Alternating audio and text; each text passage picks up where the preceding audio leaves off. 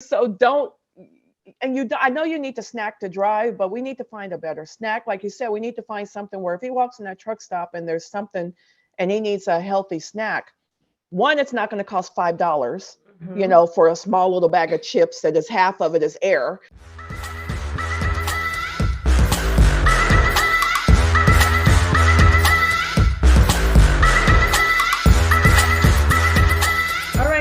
Welcome to another episode of the Lady Trucking CEO podcast.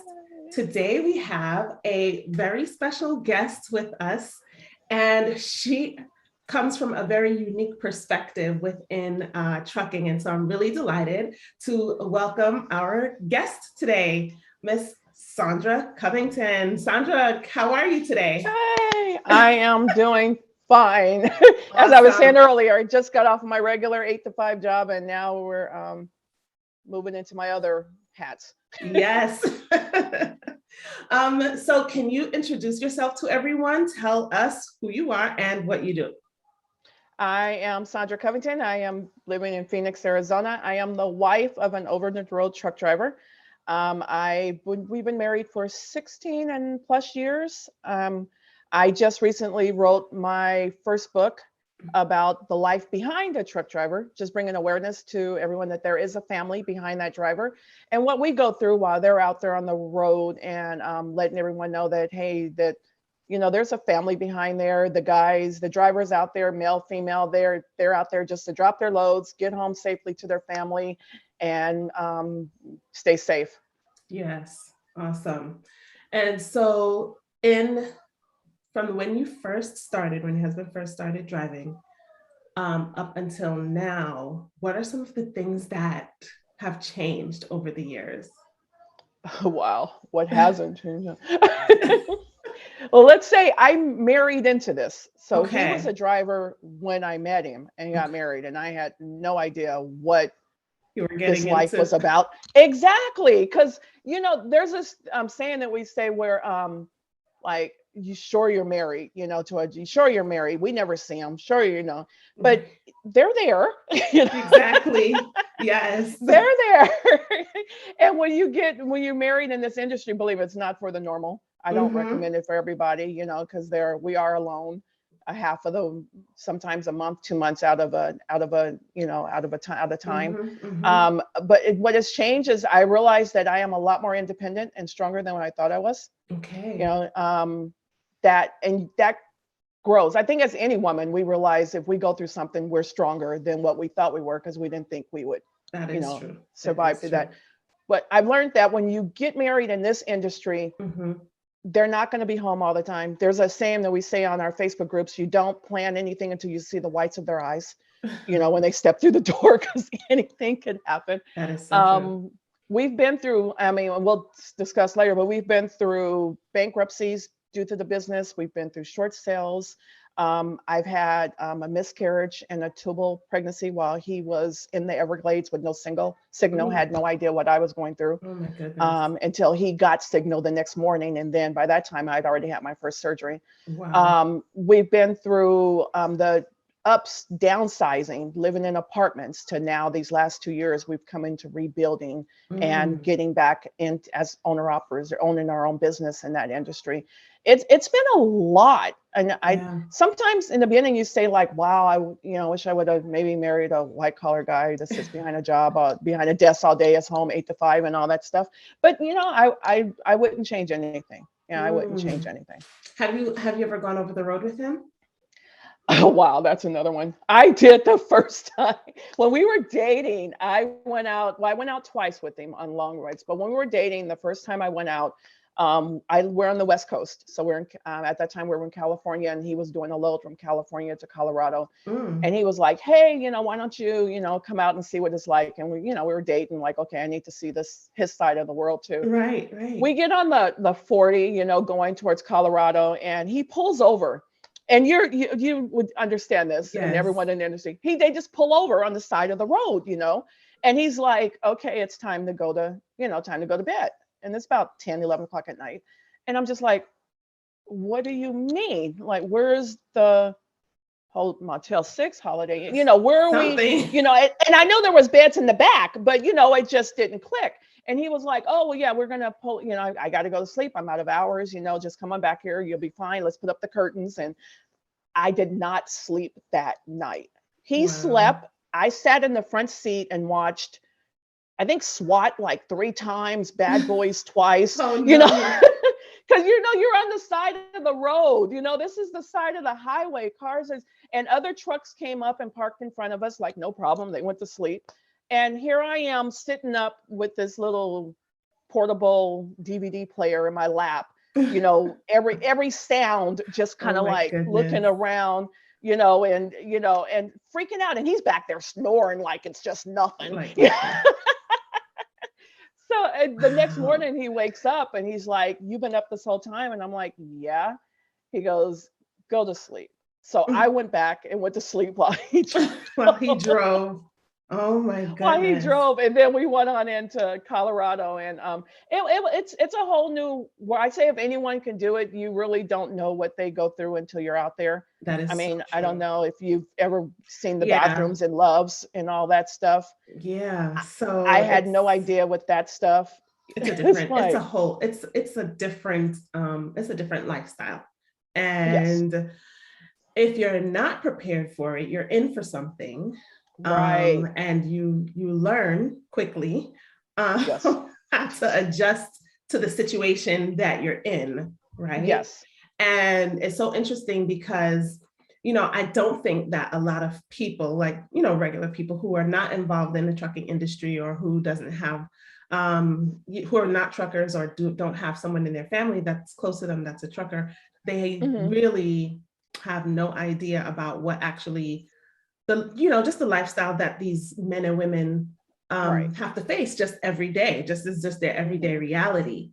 And it's just amazing to me. Like, the more I talk to people in this industry and the more people I meet, I'm just like, wow, these people are amazing people, yes, right? Because they show yes, up, they do their jobs. Many of them really enjoy what they do, yes, and they do it well, right. and the fact that truck drivers keep America running, we would, Thank you. they keep America running. There is Hmm. absolutely no way that we would be able to survive without them. And just to see how they live and how they have to, just the things that they have to go through on a daily basis, Hmm. is just amazing. Amazing. And I think And that away from home. they're one of the groups of people that is underpaid and underappreciated in our society. Yes. And one of my goals has become to really amplify their voices and to really help people to see the importance of the truck drivers and Yes. all of the people that serve the industry. Because yes, it's $1 billion industry, but there are Hmm. people behind these Right. trucks, And they treat them so, I mean, those warehouses, the brokers, the this and that. I mean, I Yeah, understand it's a business on that end, but we have been like hoodwinked or whatever you want to call it, yeah, or, yeah. Mm-hmm, we've been mm-hmm. robbed by a few on those Yeah, aspects. yeah. And it's almost like, okay, just get in, just do what you have to do. Just make sure my load is on time. But Right. even when the load is on time, sometimes that level of respect is just not there. And I think that definitely the fabric of the industry kind of needs to change where that is concerned. Like, that underlying sulliness Hmm. that is associated with trucking Right. needs to, there needs to be a shift, on both sides. Right. And I think there's no laws behind that because, I mean, we can talk like there was one time where my husband's name is George, where we were going to work for this one company, and he gets there and they're like, "Oh, sorry, we can't hire you as an employee. You have to be an owner operator." And like, we didn't plan on being an owner operator, but you have me caught behind the neck where either I go somewhere else and wait 2, 3 weeks, or I need to put food on my table and I Right. need to take the deal, take what they're offering because I, done flew down here or took the Greyhound to wherever your recruiting is at. Mm. And then you get there and you tell me that I'm hired as an employee. And now you're like, oh no, you got to be an owner operator. And now you have to lease one of our trucks and this, that, and the other, so, and there should be like there should be something Yeah, about that because yeah. it doesn't have, it didn't just happen to us talking to other people. It Oh happens to yeah. a Oh lot yeah. of people out there. Yeah, it does. And then the amount that you have to pay to lease the truck, and then the amount that they're paying per mile is cents on the dollar sometimes, that and it doesn't make Mm-hmm. sense. And so you're running all of these miles to support your family and to do, Mm-hmm. it's an honest living. And Right. at the same time, there's definitely room for improvement across the board, I feel. Right.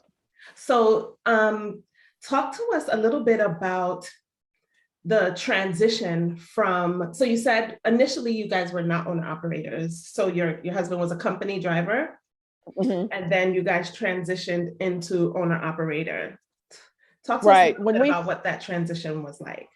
When we first got married, he was a company driver, and then after the miscarriage and everything, we went into owner operator. I had no idea about that life, or what it entailed as far as licenses, insurance, and all that stuff. But he knew it. However, we got our truck, we got our, I don't know if we had our authority at that, but anyway, we got our truck, we got our license and everything, and he's rolling. And I wasn't as involved in it. I let him have it, but not as involved I am now, coming full circle. And my mom at the time, she was alive. She was helping us, signing the con loads and stuff while he was out there. And it was bad. The loads were like, let's say 500 miles, barely 350. The money was not coming in. And it was really bad because you have to decide, are you going to pay Uncle Sam or pay your bills? Or you have to decide. Yeah. And then let one mechanical break.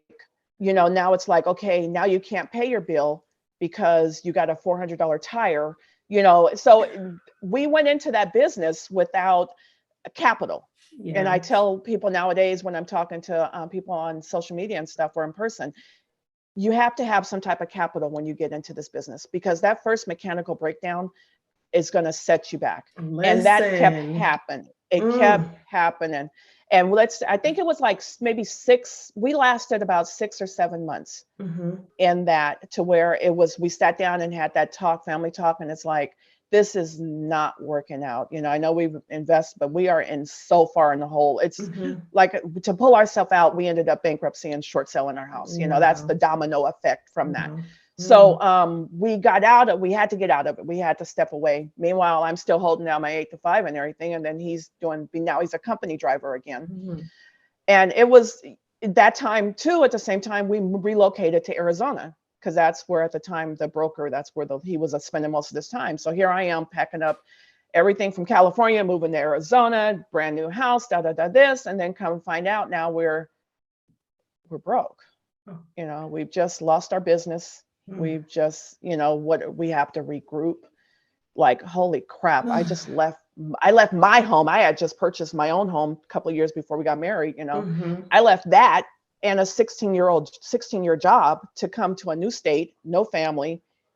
My husband's gone a month and a half at a time, so I know nobody. Right. So it was, but at the same time, we're together. We took these vows. So it's like, okay, I'm going to stay here. We're going to hack it out. So we regrouped. You have to I always tell people, don't be ashamed to take a step backwards. Yeah. To move forward.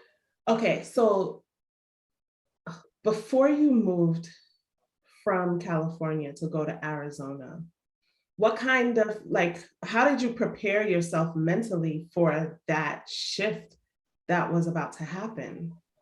Wow. I'm not wanting to say that I kind of went in. Have you ever went in like work mode where you don't even really, where you're just in that steps? And because what we did is we came out here to Arizona, we found a house, and he was still driving and I was still in California, but I hadn't transferred from state because I was a state employee to Arizona yet. So I was in California for a year, and we had the house here where I'm taking care of California, he's taking care of Arizona. But it wasn't like, it was just like, okay, I know I need to do this. I know I need to do this. I'm living in my house in an air mattress until I can find a job here. Yes. And it wasn't even a mental, I can't even say I let myself emotionally get involved. Can't even say involved in it. I'm not even sure how to word it. But it was just like, these are the steps I needed to do. Right. and then when the job came through, I had to rent out my house there and move. It was just like, these are the steps you have to do. There wasn't Right. even emotion. The only emotional part about it was my family, leaving Mm. my mom, my dad, my family, my brother, Yeah. my Yeah. nephews, That must be so that hard. was the step. That was the hard thing. And that was the agreement I made with mom and dad at the time. It was like, hey, look, I'm moving out of state, but I'm only going 4 hours away. So, Mm. I'm not going too far to where if needed, I can get back, Right. Right. Right. or you can come to me because I mean they can drive to Vegas in 4 hours, so you can drive to Arizona in 4 hours. It's Mm. like the same, Yeah. it's the Yeah. same thing. So it wasn't. I think the emotional came when I got here, Mm. and I'm now here. I got the job.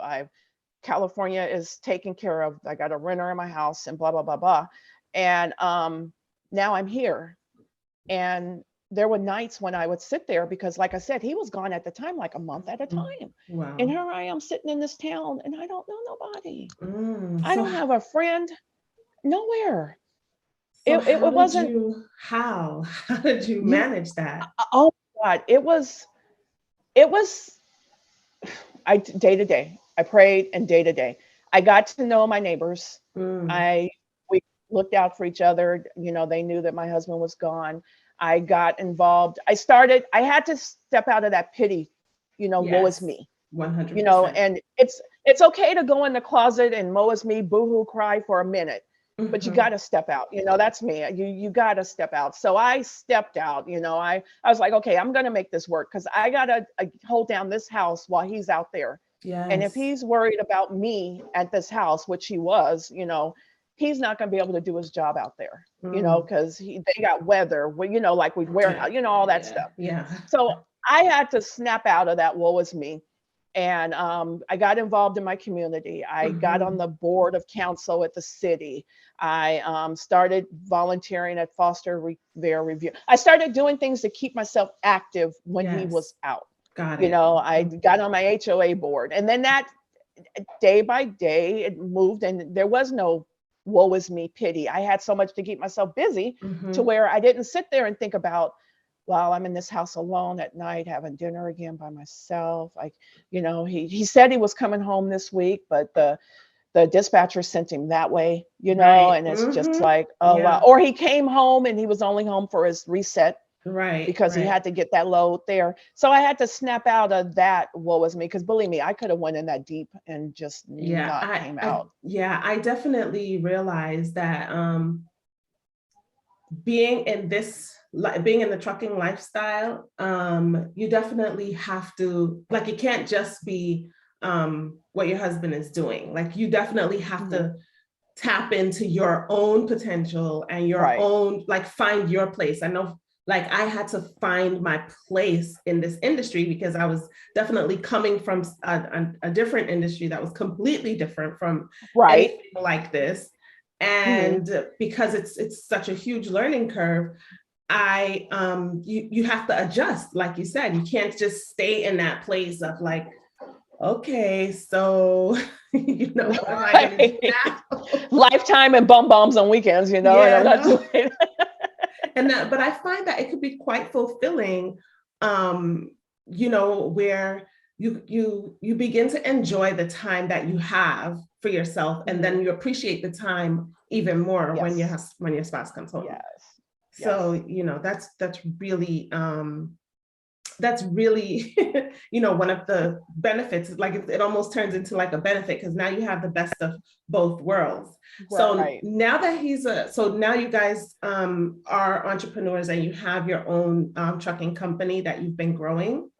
Hmm. So how has that been different from when he was a company driver? Like, so what does life look like now? Now we have really came full circle. Now we went through all of that, the bankruptcy, the short sale. We downsized, lived in an apartment for 2 years just to Mhm. regroup our credit and everything. And then this last year, we sat down and talked, and it was just like, and it's only been a year. We're 1 year anniversary for our new business. It was like, That's hey, I know, we're amazing. like, yay. Yay. We were able to purchase a new house. It's just like God was like, you're ready. but me, I had fears because what we went through before. As a woman, you're brought up, you get a good job, you have a 401k, you have a retirement, you take, that. And to lose all that, and now I've got kind of gained it back again. And now you want to come to me and say, hey, babe, what do you think about we get our own authority again and over our business again? Right, exactly. And I'm just like, yeah,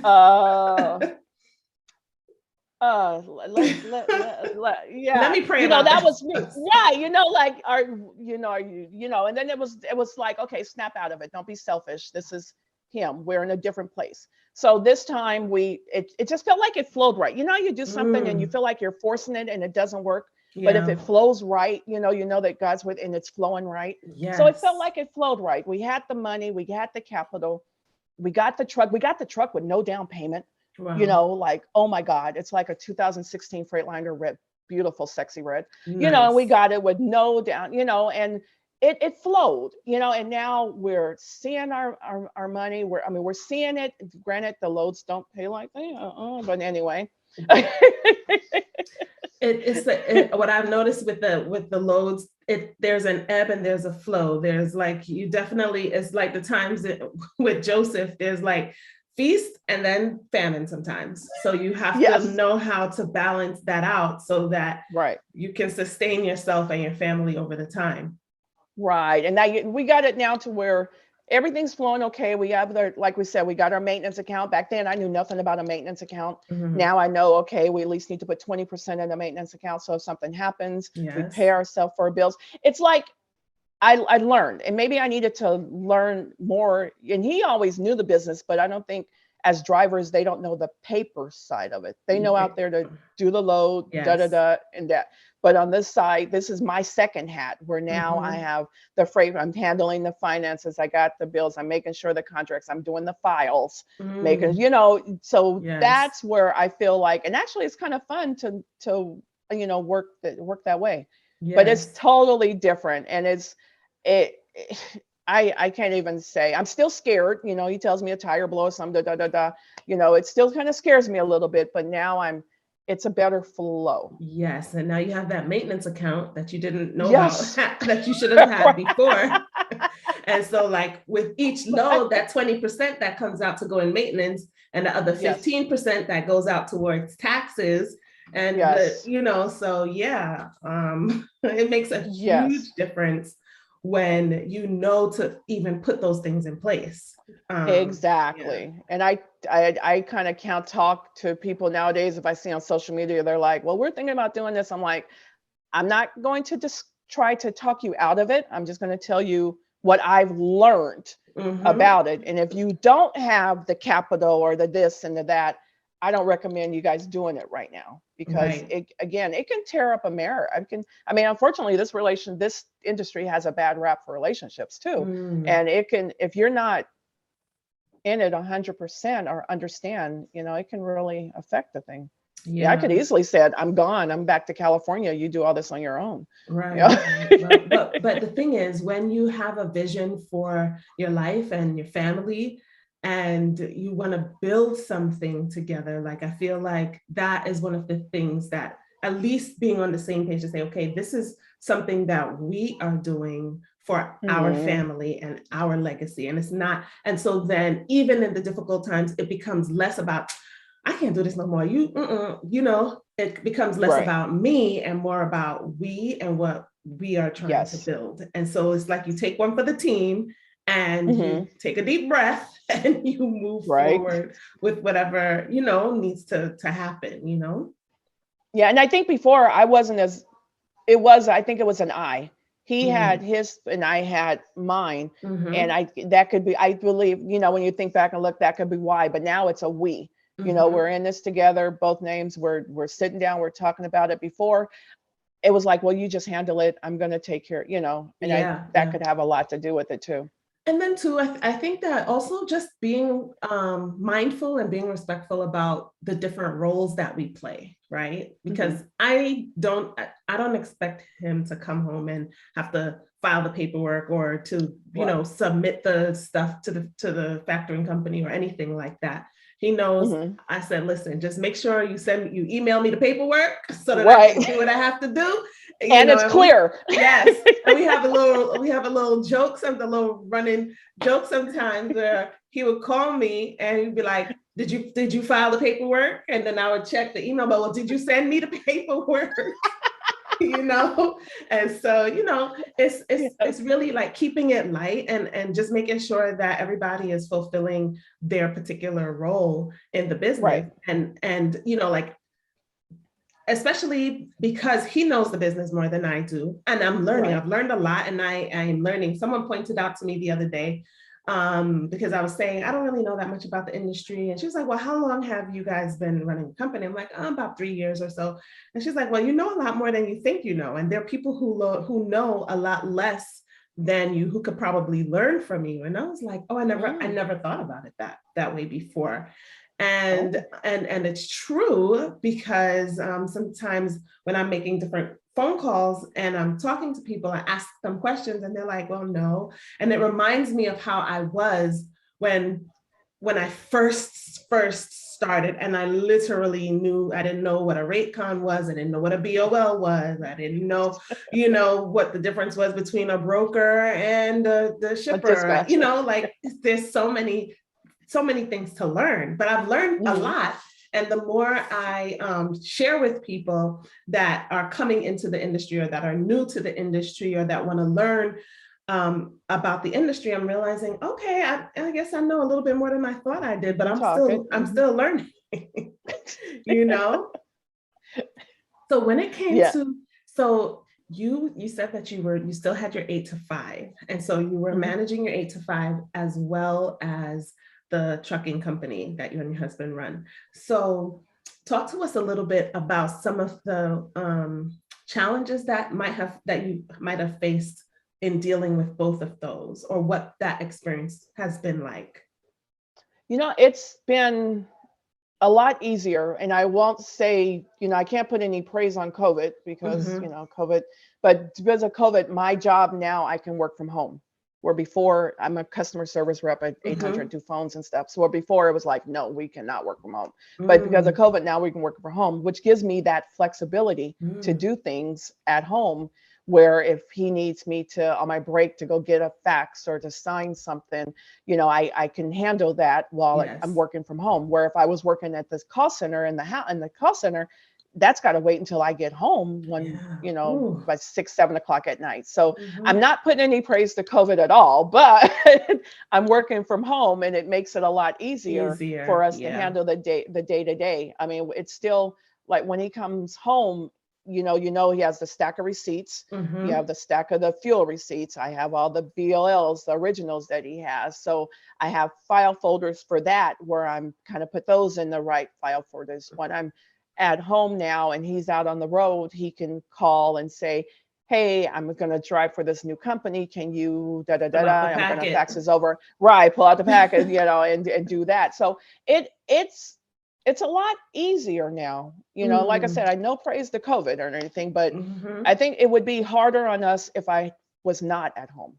I would have to find a way to work it. I would have to find a way to make it work when I was not at home, either on my lunch break, fly into an FedEx and fax and something. That reminds me when I was still in the classroom, before I left my job, I was still in the classroom and he was over the road, and sometimes he would call me and be like, listen, I need you to fill out this paperwork so that I can get this load. We're not set up with this company. And I'm like, okay, I gotta go to the bathroom, and I would have to figure it out, because I can't leave him hanging there, because that's part of our bread and butter. And at the same time, so it was definitely a little bit of tension there that has been relieved, thank God, since now I'm able to do the business full time and actually build and, look towards expansion. But definitely that tension of trying to figure out, okay,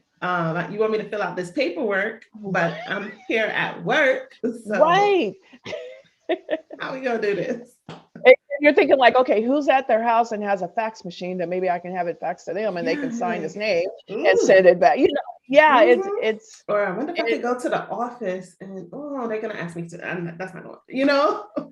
So you really have to get creative. Thank God for Yes. the apps. Like they have some really cool apps now. That's like a scanner app that you have on Hmm. your phone. You can take a picture and you can, and like Right. Adobe is my best friend because you can open any PDF and edit it and sign it and do Hmm. whatever you have to do. So that's been amazing.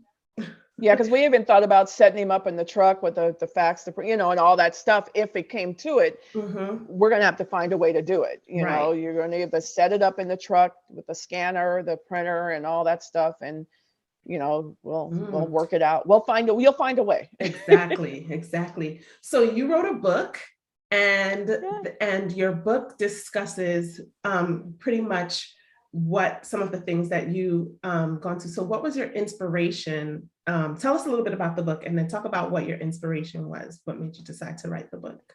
Wow. What my inspiration was, and actually I give credit to my nephews. I was sitting with them one day and I was texting a lady who was going through an issue with her husband and her driver, and she's like, he didn't get me anything for my birthday, and all that stuff. And I was Mm, sitting there and I'm just like, and my thing is like, you guys don't let these Hallmark calendars dictate your life. yeah. My lights, electricity, and mortgage is my gifts. But anyway, so I'm doing that, because it's just not about that material stuff. And my nephews one day said, hey, look, auntie, you need to write a book. And I was just like, what do you mean write a book? He goes, you're always over here, talking to somebody, or you're always helping somebody, and you need to share. And so I just like, yeah, right. Me, you know. So and after talking to a bunch of people, it was like, okay, you know what? We've been through a lot, and maybe what we can do what I can write can help somebody, Mm, or if someone's thinking about marrying somebody, they can see what I went through as a wife of a driver, and it just yes. kind of inspired me to when I do give a little advice or help a little person, or help somebody, not a little person, but help somebody, it's just like, wow, I'm glad I can help. I'm not saying that we know it all. Right. I can just say, me getting married, 3 weeks after I get married, to find out I'm pregnant. 3 weeks later, I'm in the hospital having a tubal, Oh gosh. hysterectomy, Mm-hmm. and he Yes. has no idea what's going on. But I know, and then that point where, when you get married, your husband's supposed to be all by you all the time. And when you go through Yes. these things, they're supposed to be by your side, and Mm-hmm. all of that Mm-hmm. stuff. And no, it's not like that. Here I am Yeah. sitting in the emergency room with my mom at 12 o'clock in the morning, and his mom's like, well, where's George? I'm like, Mom, George is stuck in the Everglades and he won't have signal until in the morning. And the doctor comes in and it's like, hey, look, we need to do this now before it ruptures, or you can. And I'm just like, no, dude, I got married. My husband is supposed to. He's like, ma'am, no, we got to do it. And my mom's like, do it, And I'm like, Exactly. okay, well, let's Wow. just do it. So, my inspiration is to help somebody with what we went through. I really want to let them know, let you know you are not alone. Like a lot of wives out there think that they're alone because no, I can't go talk to my neighbor because my neighbor has Mm-hmm. no idea what they're doing. Right. No, I can't really go talk to my family because my family's not in this industry, so they don't know. So to share my experiences with others, to let them know, hey, you guys, we are not alone, Right. and this is what I went through. And if a little bit of what I went through can help you, Yeah. let then that's the idea of, like in the beginning, I said that this industry is a bad rap for relationships. And it's not, I think it's not the industry, because any industry can have a bad Yes. relationship, It's for true. it doesn't matter what your employment is. Mm-hmm. It's just a matter of, are you strong enough to handle it when they are gone? Yeah. And I we think are. also having the right perspective about the Hmm. situation is so important as well. Because if you don't have the right perspective, then your outlook is going to be wrong, Correct. right? And Correct. and then your outlook or your beliefs about the the situation is going to govern what you do. And so Hmm. if your perspective is wrong and your beliefs are in misalignment with what the actual situation is, then you can definitely find yourself in a place where you're Yes. reacting and you expecting all of this, and because of what you hear in the media or what you see on TV and this great Hmm. picture that other people are painting, without realizing, listen, this is my life. This is our life. And we have to make it work for us, regardless of what anyone else has to say, because we're the ones that's living it and no one else understands, you know? Right. They don't. And they see the dollar signs like, oh, wow, the money and the industry. Yeah, okay, yeah, this industry, I say back in the 70s, 80s, and 90s, yeah, I think the money was a lot better than it is now. But yeah, there is money in the industry, but then there's a downside with that too. 80% of the drivers out there are independent contractors. If they don't have insurance, they don't have medical, they don't have, they don't have all that stuff. If an accident happens, they're out of work. There's no money coming into the household. As wives, we got to figure out how to pay Peter the Red Dot to keep the, do all this while they're down, and, so that's the part I want to bring awareness to the new partners and spouses. Yes, 100% though. Absolutely.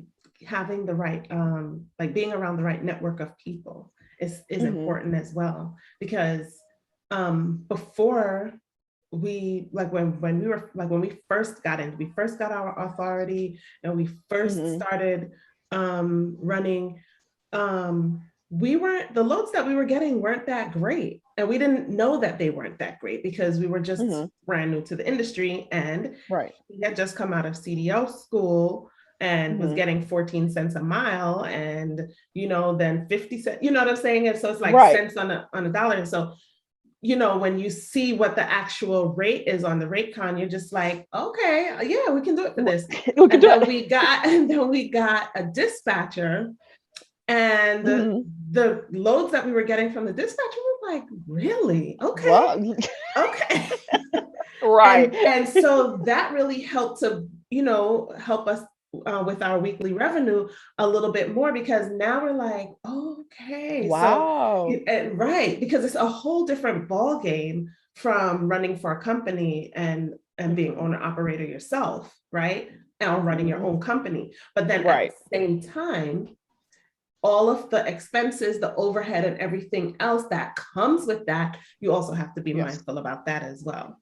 So, getting like having the right network of people to work with, like a good accountant is so important. Making sure that your compliance, if you have like compliance, a compliance company to work with, or at least do a training so that you know what is required. Right. That you can keep up with it, is definitely paramount. It's something that is make or break, I believe. You can really find yourself in a situation where you're like, well, I didn't know, but then it's not their fault that you didn't know. Exactly. And a lot of these new guys coming out of the training and recruiting and everything, they just see, well, they tell me if I get a truck, I can bring in $1.30 or $1.20 a mile, but did they tell you need maintenance, your fuel, your this, your that, your fuel is going to be about $2,000 to $3,000 a year, tire, did they add all that into that? No, they just brought in another driver and he said he made $200,000 this year, but did he tell you what is up? So that's where we need to let you know. That's true. That's where working with an accountant that is in the industry and understands, listen, you need to make sure that you have these accounts set up. You need to look at your, key performance indicators and all of this. I just had a conversation with an amazing accountant. I don't know if you're familiar with her, my Cherie, but she's on Instagram and YouTube, and like the information that she provides, like she was in my ear because I just didn't know. And then you don't know what you don't know until you realize you didn't know. Yes. And by that time, hopefully it's not too late. Hopefully, fingers crossed, it's not too late, and so then you can make the adjustments that need to be made and make the moves that need to be made to help you bring in the income that you desire to bring in, because the revenue that you bring in for the year is different from the profit. Yes. Because the revenue could be one thing, and then the expenses is neck and neck. And so, it's definitely like I tell people, the trucking industry is an amazing industry to be a part of and to get Yes. into. I believe that there's a lot of room for growth. I believe that there are a lot of opportunities for people to serve and to offer Yes. their creativity and their skill to help the men and women that do this job every day. I think that there's a lot of room for improvement. And I think that when people use their creativity to help to begin to serve the industry, it will grow the industry in a way, and in a way that also improves the truck drivers' lives and help us as the family members. And like, even if we can come together and find that common ground to say, I struggled with that too, and here's a perspective that I had to take, because it's important. Yeah, it is. And it's we need to, I don't know, I feel like this industry over the years it's lost its respect that it deserves. Oh, I agree with you 100%. I totally feel like that's just done that. So you feel like the trucking industry got more respect back in the days than it does now? I think so. It just seems like it's lost a little more of its respect. And that can be I think it's this respect that the drivers get when it comes to I think they can get paid a little bit more on their loads, $1.20 a load, a mile, when you're paying $3 or $4 a gallon. I think that it's lost that. And I think that the way that some of them, the warehouses and the this and that, they're getting treated, it's like, well, dude, you can just sit there all day. No, you can't use our restroom. No, you just got to sit here. And if you miss the call, then you got to reschedule another appointment. And I think, and that's where there's no law behind that on that. They can just treat them any way they want to treat them when they get out there. And all these other companies, I know my company, I have a law that I have to abide by. Why doesn't, they have something on their end. And that now I know, that a lot of women are getting into the game. And it's awesome to see all these women out there. I'm excited. I mean, and they need that protection out there too, because they're getting out into that game. And I think it's turning around. I've seen a lot more movement, and maybe because I can't say I care more now, but I'm getting more involved in it. And like I said in the beginning, I was not as involved in it as I should have been. And now I'm telling him things and he's like, oh, wow, really? Like, yeah, dude, let me send you this link. This is changing this year. Or the trainers, I think the training thing changed where they have to go to school now or something. They can't just come off the street. He didn't know that. So now I'm telling him things, which is like, wow, That's amazing. Yeah. Wow. Yeah. So I'm helping out. It's amazing. It's it's a huge more women getting into the industry for me is just, it's needed, because women, we're kind of awesome. Yes. I might be a little bit biased. Men are great too, but I just feel like and there are statistics that show that women drive safer, and there are all these different statistics when it comes to women in the industry. And so it's definitely a great industry to get into. And it doesn't just have to be driving a truck. It could be any of the other support industries around it, whether dispatching or a freight agent or freight broker, even fitness. I was speaking to someone the other day, and she's a yoga instructor. And she was saying, I've been listening to your podcast, and I really want to be of service to the drivers and their families. And it was just, like, how can I offer my expertise in the area of yoga to really help drivers stay fit, because fitness is so important and health is important.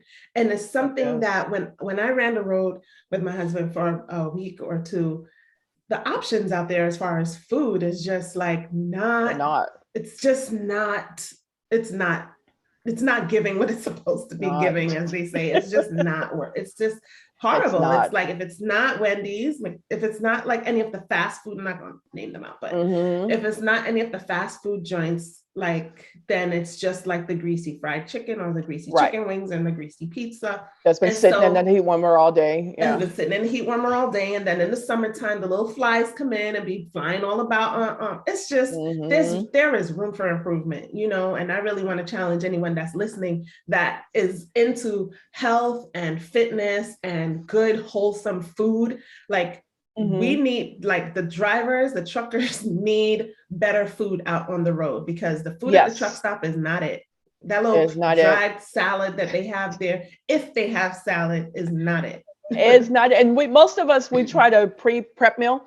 Like like now he has an air fryer on the truck. We got a little away from the microwave, but he has the air fryer. So now we're doing like the little chicken wings. He'll try to air, you know, but I can prep him for like a week, and you know, those smaller refrigerators, they're not holding that much. But after that week, now, you know, it's like, okay, babe, I'm going to Walmart. What should I get? I'm like, okay, you want to go get you some more chicken, maybe go to the deli sandwich, and, you know, but now kind of stay away from the bread. Don't get too much, you know. So now, you know, you like broccoli in the air fryer, you can kind of get some broccoli and put in there. So now we're trying to make it work, but it's so awful out there. But then the chips is like, okay, you try to home make a granola. Like I tried to do that to cut down on, I can't keep doing that. It didn't work out too well. So it's like, so don't.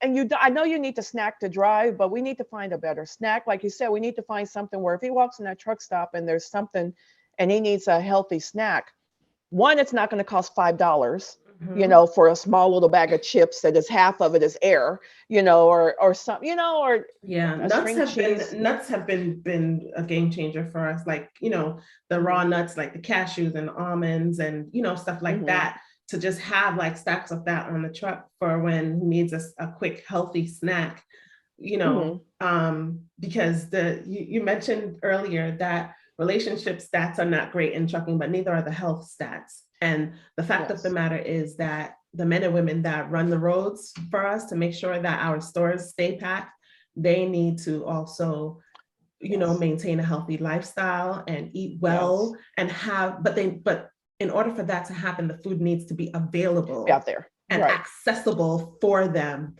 in some kind of way, you know, because the options out there right now are not. They are not. I notice when he's home, he can drop, if he's home for a week, he'll drop like 10 pounds or something. Wow. But then he'll go back out there and like that 10 plus is kind of been added a little bit. So now we're trying to find them, like you said, we're just trying to keep it on the truck. If we can keep it on the truck, because like you said, he can walk in that truck stop and no, it's not there, or there aren't. I think some of them have like little restaurants in there where you can get maybe something healthy. Half of I think they're open about it. Yeah, exactly. But yeah, if there's something, because they used to have, like he said, the weight rooms are closed now. Those are all closed due to COVID, so you can't even go in there and do that, other than maybe walk around your truck 3 or 4 times to, you know, stamina. So, but yeah, they're not providing anything. Hopefully all that'll open back up again. Hopefully all of that will open up, and also hopefully people will become more aware that this is an issue in the trucking industry, and health issue. Use their expertise to help create something or provide a service or something that the truck drivers can tap into to help boost their own, you know, boost their own health and to maintain their own health and everything else like that. Well, because they want it too. It's not like they don't want it. They definitely want it. It's just like you said, it's not there. Yeah.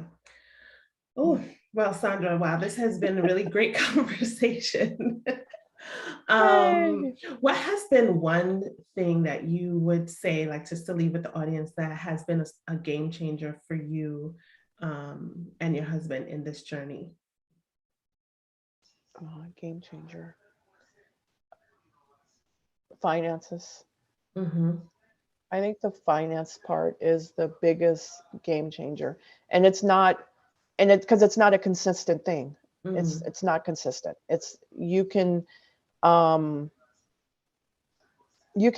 budget, you can plan, you can scratch, but until the money is in the bank, it's not guaranteed, you know, Mm, it's not, I think, but on our end, we've learned, we're keeping it, we have our date nights, we have mhm, our fun, we laugh, like you were saying in the beginning, like when they're gone and then they come home, it's like you're dating all over again, you know, it's, but we don't let the negative part of it where affect us, you know, mm, or change our whole dynamic. You know, you can't let the tire blow, the engine, the accident or something like that affect. We don't let that affect us. And I think the right. game changer, I want to say it's really, I would say it's the finances. That is our biggest game changer because Mm, it's like I said, it's not consistent. mm, okay. And it's something that you always have to be mindful of. Yes, So yes, when it comes to like building that relationship or keeping that relationship together so that you're not at odds with him and he's not at odds with you, what are like three things that you would say, listen, work on doing these three things, like when he comes home, X, Y, and Z, or what, whatever it is. One, I'd say I don't blame. It's not you did this. You put us in this situation. You did this. Don't blame. You Mm, know, it's we. It's not just it's not your fault, you know. mhm, Um till I we I keep the laughter going. I think we we tend to laugh a little much, but mhm, I think that is a big thing. If you got to keep that going. mm, And three, I make sure that he knows that the house is taken care of. You really don't want your driver to worry about the plumbing, the weeds in the yard, or this and that while they're out there on the road. You want them to know that, hey, I am holding it down here for you. Yes, you are still a part of it. I'm gonna let you know mhm, what's going on, but mhm, I got this mhm. taken care of. Because if they're out there driving and you're boohooing on the phone to them about this, that, and the other, that they can't concentrate on those slippery Mm, roads and stuff like that.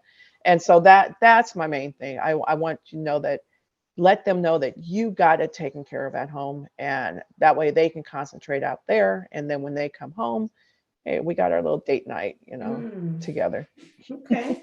Okay. Well, I have a quick question.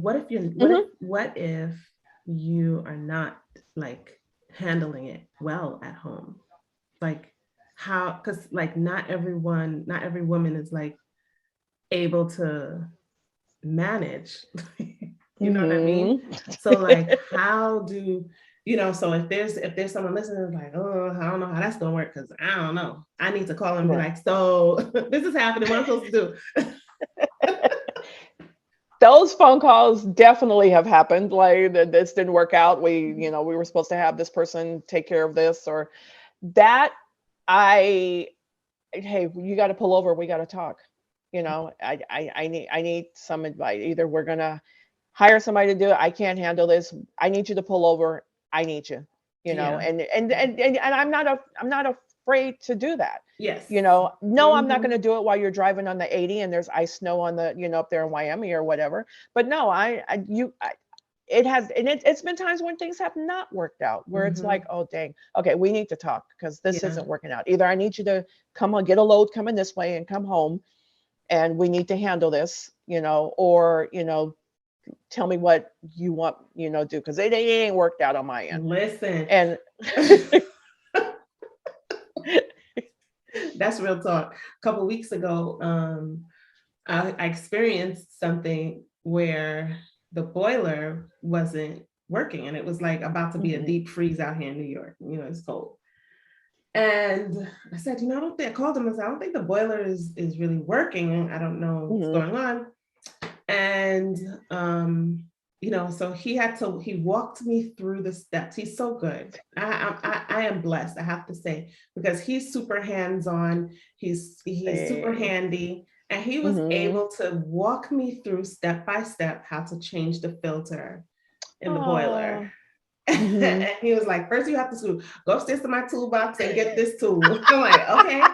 So now I felt like I'm a part of the team, like, yes, we do it. Right. And he was also, I think he He was also felt good proud. because, I was able to be there and Mhm. actually get it done, get the boiler working. The house was warm again, and it worked out, thank God. And so when he Yeah. did come back home, he made, we worked together and Mhm. made some changes that needed to happen, and it was good. It was like, I think it was like helping to build us up. You know what Mhm. I mean? Right, and it doesn't make them feel like they're not a part of what's going on at the house too. Right, I mean, I right. still want you to feel like you have a part. Now, my thing is he comes home and he doesn't put my dish the way I want it, but when he leaves, I put it back the way, but I'm not Exactly. gonna make a big stink about it. Like, Yeah, you, no, dang, you're no. home for these 3 days and now I gotta rearrange everything, because it's your home Yeah, too. And I need you to feel like you are a part of what's going on yeah, here yeah. also. And I don't have a shame like to call you up and be like, hey, Andre, oh, how do I change that filter again? Or the filter in the refrigerator went out again. Where, Mhm. no, if I need you, I need you. Right, right, right. And I'm So definitely true. going to call and be like, this ain't working out. We thought it was going to work out this way. It's not. I'm either going to need a few more extra dollars to do something, or we need to put it aside until we can do it. If we can't do it now, we'll take care of it later. I broke it. I stripped the nut. Oh my goodness. Wow.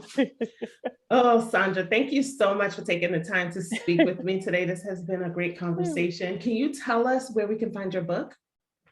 You can find the book on Amazon. It is the truck driver's wife holding down the home front, and it is available on Amazon, Barnes and Noble, iTunes, and or you can my Facebook or Instagram page, Saundra Okay. Covington. You can look me up that way. Okay. Um, I sometimes come out and do a couple of vendor events. Last year I did the She Trucking Oh, event in really? Chattanooga. I'm Yes. still deciding if I'm gonna do it again this year, but I did that last year. So I try to pop up some vendor events and talk and just help out. That's amazing. And So hopefully I can you network with some companies. so you also do speaking gigs? Like I also do yeah. speak and engage. That's what I'm getting into now. And actually, I just posted out a bunch of notifications that want to start coming to recruiting events, Hmm. new hire trucking events, and sit there and meet with the drivers and let you know what your spouse is to expect on this site. Yes. That there is a support group for it. Because when I got into this 16 years ago, there was no social media support group. There was no support Mm. group. And now, so I want to get the word out that there is a support group for us wives and stuff, because we need Okay. to lean on each other. Because like I said, I Absolutely. can't go to my neighbor and tell my Right. neighbor or my cousin or whatever, because they're not in the industry. They don't Mm. know. They'll So be like, well, leave the bum. do you specifically have a group on Facebook that women who or people, spouses of drivers can join? I have my Facebook group, which is the truck driver's wife, but most of the time there's some other support groups. I haven't Okay. yet. I have not formed my own one yet. So I'm Mm. speaking in other Got chats, it. Got or it. I have a few on my own personal page that we try to Mm. chat back and forth. Okay. Awesome. Well, Saundra, once again, thank you so much for joining me here on the Lady Trucking CEO podcast. Thank you so much for your perspective and everything that you are doing to help raise the awareness about truck drivers and their families, and how much they mean to this country. So thank you so Yes. much. Thank you, Everyone, Camille, for having me. oh, it was my pleasure. Thanks everyone for listening to another episode of the Lady Trucking CEO podcast. We'll see you guys